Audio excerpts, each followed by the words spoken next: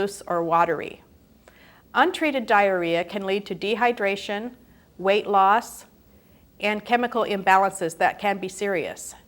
If diarrhea is severe, your chemo may be delayed or reduced. Your oncology provider may have prescribed antidiarrheal medicine for you.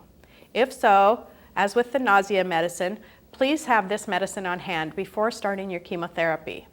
If you develop diarrhea after chemo, take your medicine as prescribed. And please let your oncology provider or nurse know if you continue to have diarrhea despite taking your medicine. It is important to manage constipation and diarrhea, so let your care providers know of any changes in your bowel habits and if you're not finding relief of your symptoms. More information on managing all of these gastrointestinal or digestive system side effects can be found in your patient guide. Now we're going to talk about the effects of chemotherapy on the skin and hair. Sometimes chemo can damage the nerves that carry signals for sensation and muscle movement from the hands or the feet to the brain. When this happens, it's called peripheral neuropathy. The symptoms of peripheral neuropathy can be tingling, burning, prickling pain, numbness or weakness in the hands or feet, which may extend up the arms or legs. Peripheral neuropathy can worsen with continued exposure to chemo, but can improve after treatment is done. Sometimes peripheral neuropathy does not go away completely. While there's no proven preventative treatment for peripheral neuropathy, there are medications that have helped relieve symptoms in some people. In cases of severe neuropathy, it may be necessary to change to a medicine that's less damaging to nerves. Because peripheral neuropathy affects sensation and strength, there are precautions you can take to protect yourself from injury. These again can be found in your patient guide. Because cells in the hair follicles divide and reproduce rapidly, they are susceptible to damage by some chemotherapy, causing hair loss. Not all chemotherapy medicines cause hair loss, and when hair loss does occur, it is almost always temporary. If you have been prescribed a chemo that's associated with hair loss, you will most likely begin to lose your hair 2 to 3 weeks after treatment. Once hair loss begins, it can be a rapid process. In addition to losing the hair on your head, you may lose eyebrows, eyelashes, facial, and body hair. It usually takes 2 to 3 weeks after your treatment ends for your hair to begin to regrow, sometimes a bit longer. Often the hair that regrows is a little bit different in texture or color. There are no special shampoos, brushes, or pillowcases that will prevent hair loss due to chemotherapy. There are, however, some tips that have helped others. Because hair loss often does not follow an even pattern, some people find that it's easier to deal with their hair loss if they cut their hair short before their hair begins to fall out. You should plan for skin protection. Skin that used to be covered with hair may be more sensitive to sunlight, so use sunscreen or cover your head.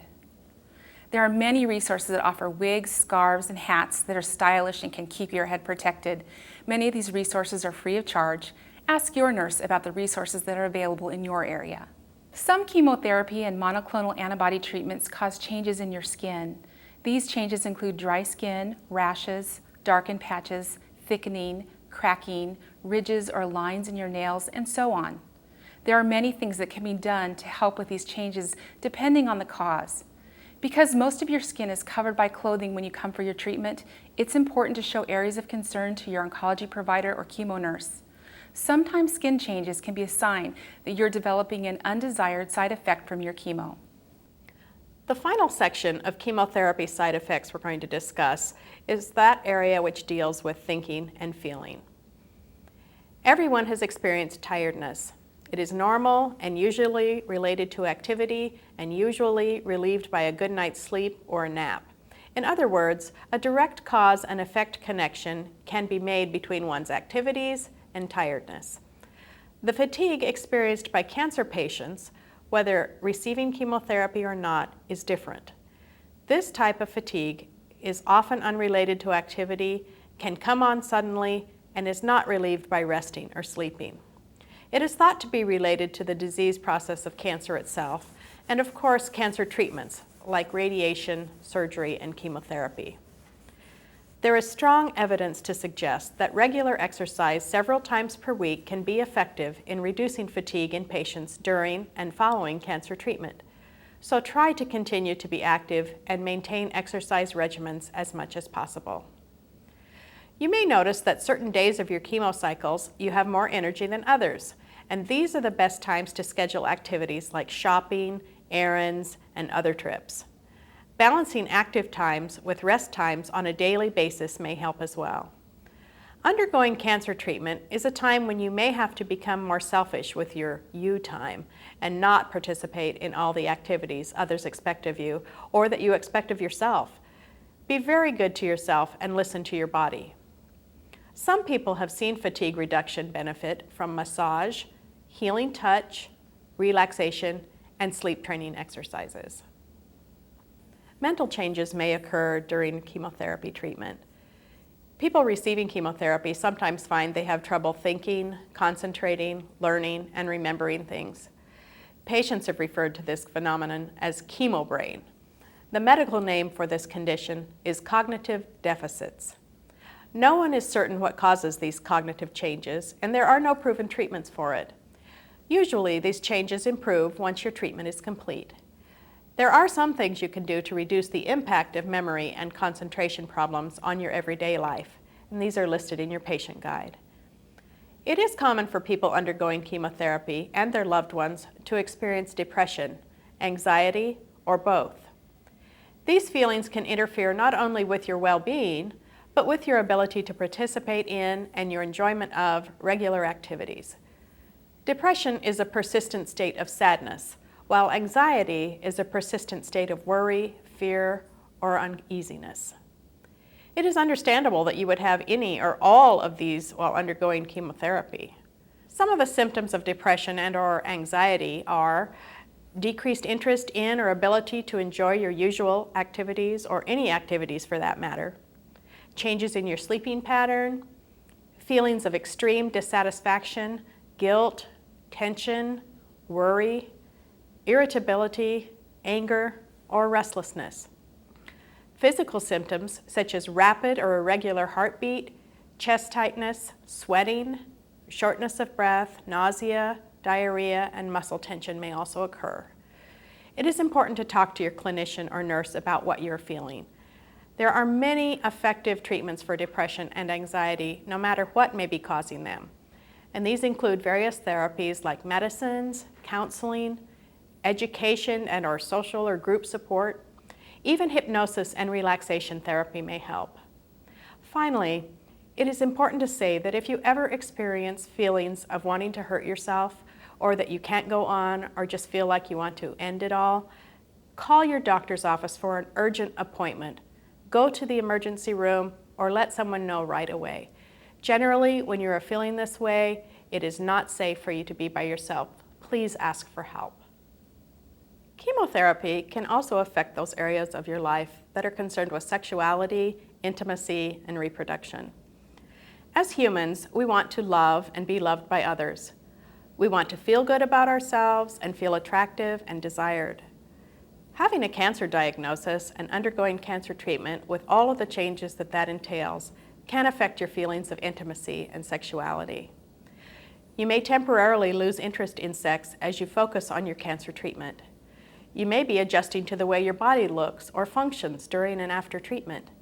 You may be worried about your partner's reaction to your cancer or body changes. Sometimes, for one reason or another, sex just isn't working for you like it used to. One of the most common problems regarding cancer and sexuality is people's reluctance to talk about it with their partner or their healthcare team. If you are hesitant to talk about sexual concerns with your partner, it may lead to further emotional and physical distance and discomfort. Hesitancy to talk about sexual concerns with your healthcare team prevents you from getting the reassurance and suggestions or treatments that may help get your sexual functioning back on track. Please let your oncology provider, primary care provider, or chemo nurse know if you are having concerns in this area.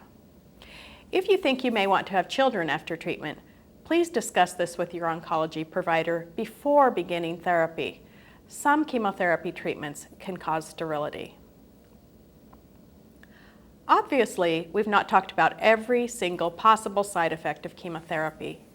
You may develop a change in the way your body feels after starting chemotherapy, which could be a side effect. Please let your oncology provider or chemo nurse know about these changes.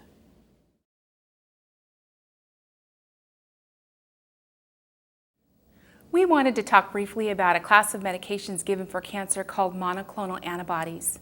Monoclonal antibodies are designer molecules which have been engineered to attach to a specific receptor site in your body or on your cancer cells, much like an electrical plug fitting into an outlet.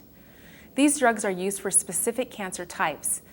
They damage cancer cells in a number of ways, by sending a message directly to the cancer cells to die, or by cutting off the blood supply to a tumor, or by recruiting your own immune system to kill the cancer cells. The side effects of monoclonal antibody therapy are sometimes a little different than those of conventional chemotherapy. If you're receiving a monoclonal antibody, please talk to your oncology provider or chemo nurse about its particular side effects.